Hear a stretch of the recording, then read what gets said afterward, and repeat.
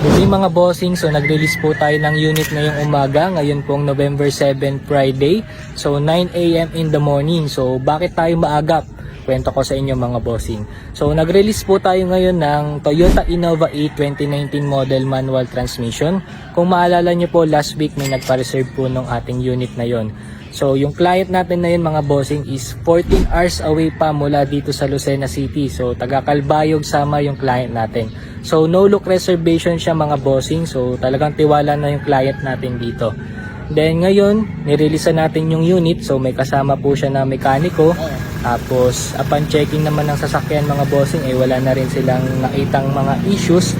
So smooth lang yung process natin mga boss. So kaya tayo naging napakaagap dahil mga boss, may paparating na bagyo, kaya inagapan na ni client para safe na safe siyang bumiyahe pabalik sa kanila mga bossing.